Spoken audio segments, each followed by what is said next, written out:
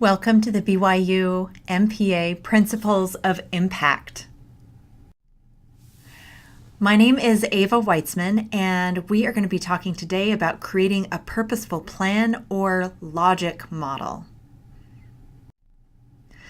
This is the second video in a three-part series about measuring and communicating the value of your work to everyone around you. These principles are based in strategy and evaluation and are scalable. They can work at the individual program or organizational level to help you capture and communicate the impact of the work that you do. The first video in this series talked about using a meaningful mission to inspire and communicate your purpose. This second video builds on that first idea and talks about how you can use a purposeful plan to link every activity in your organization to that meaningful mission. This purposeful plan also helps you to eliminate activities that don't ultimately help you fulfill your mission. The third video in this series will talk about using empowering evaluation to demonstrate your effectiveness at carrying out your plan, achieving your mission, and to help you inspire innovative change and eliminate practices that just don't work. So when we talk about a purposeful plan, what is it that we mean? Really, we're asking the question, how do our activities achieve our objectives? How do the things that we do every day, week, month, or year help us to achieve our ultimate mission? So a purposeful plan has four characteristics. First, it identifies the day-to-day activities that you're actually carrying out. Second, it identifies the resources that you need to effectively carry out those activities. Third, it links your daily activities to your mission, and it does that through a series of outcomes. And finally, a purposeful plan logically maps your resources, activities, and mission together through what are essentially a string of if-then statements. The way to start this is by identifying your mission, which again was the focus of that first video in the series. Once you've done that, you want to identify the activities that you carry out on a regular basis. The mission can also be thought of in terms of long-term outcomes.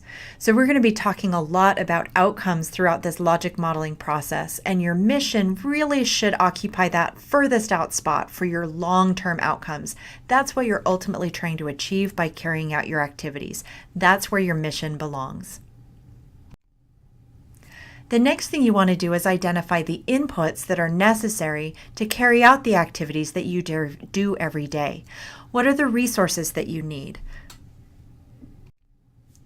Then you want to focus on the other side of the activities. What is the immediate result of carrying out your activities?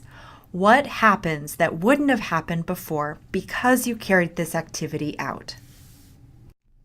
Finally, you're going to link those immediate short-term outcomes to your mission through a series of intermediate outcomes. Most of the time, carrying out the activity doesn't immediately result in mission fulfillment.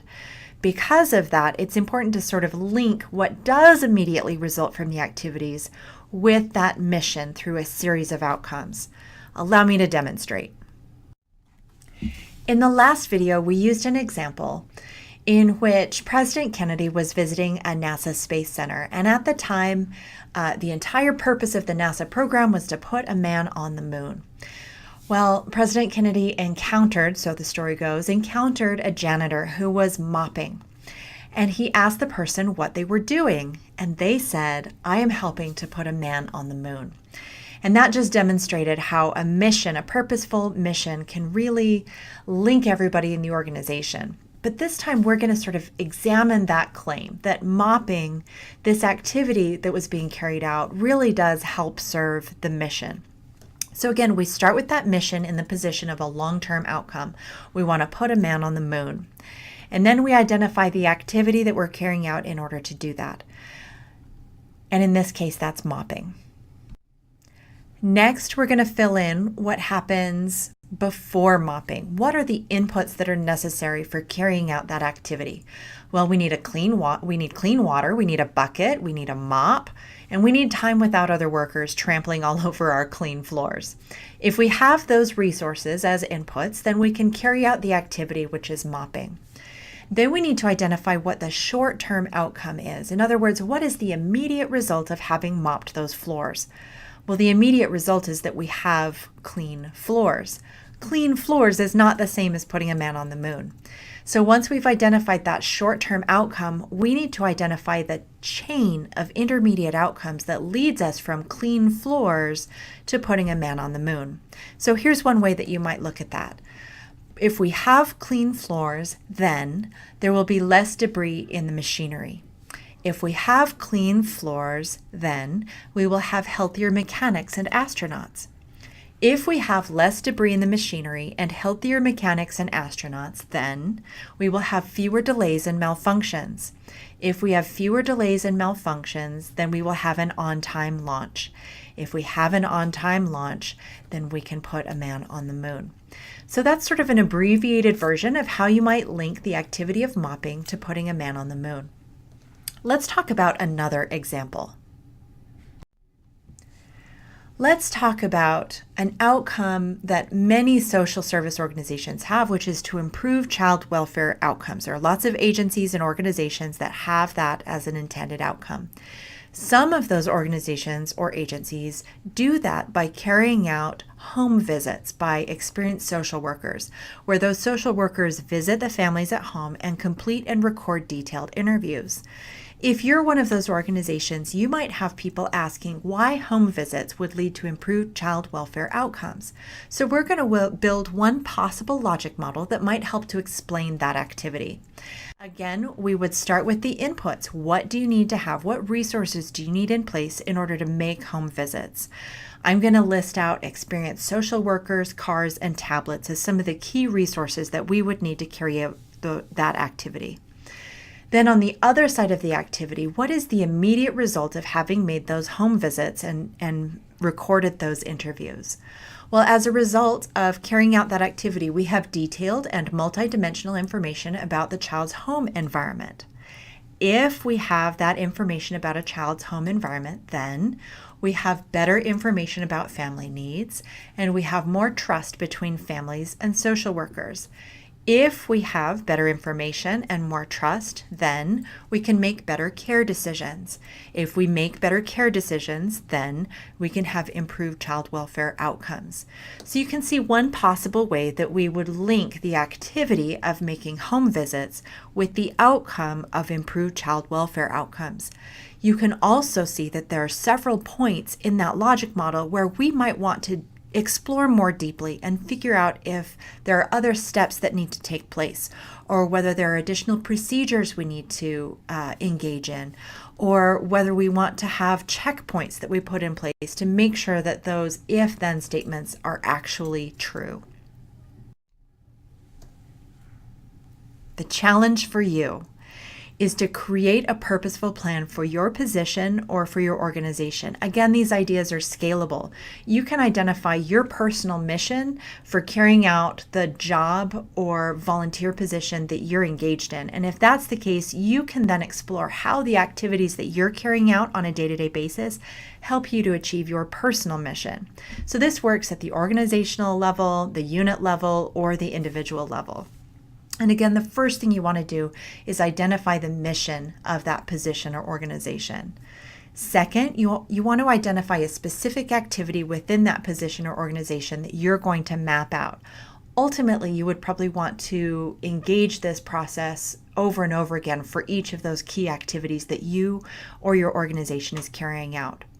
Third, you'd identify the inputs or resources that are needed to carry out the activity that you've identified. Fourth, you'll identify the immediate results, the short-term outcomes that result from carrying out that activity. And finally, you'll build an outcome chain that links that short-term outcome ultimately with your mission. By doing this, by developing a purposeful plan or logic model, you can more clearly communicate the resources that you need and justify those resources in terms of the mission. That's going to resonate better with funders, with taxpayers, with grant makers, with donors, with any of your stakeholders. Also, you can identify the very specific purposes of each activity that your organization carries out as it relates to the mission of that organization. You can also identify the intermediate steps between carrying out that activity and achieving the mission. That'll help you to identify and remedy any logical flaws or missing links that you have in your plan to see if you can sort of bolster the logic of how your organization functions. It also helps you to link every activity that you carry out to that broader aspirational mission, which can help units or individuals to feel a greater sense of belonging. They can understand how it is that what they do every day really links to that overall mission that everyone in the organization is working toward. And finally, carrying out this logic modeling process can help you to stop wasting resources and activities that just don't logically hold up, that don't really serve the mission, or for which there are too big of logical leaps to get from the activity to the outcome that you're trying to ultimately achieve. So again, creating this logic model or purposeful plan is the second in a 3-step series that can help you to capture and communicate your impact. Video 1 in this series talked about using a meaningful mission to inspire and communicate your purpose. This video talked about how using a purposeful plan can link every activity to that mission. And the third video in this series that'll be coming up talks about how to evaluate that plan and to demonstrate the effectiveness that you have in achieving your mission, carrying out your plan. And by doing that last step, you can inspire innovative change and eliminate practices that just don't work. Thank you so much for watching this video and for being part of the MPA community here at BYU.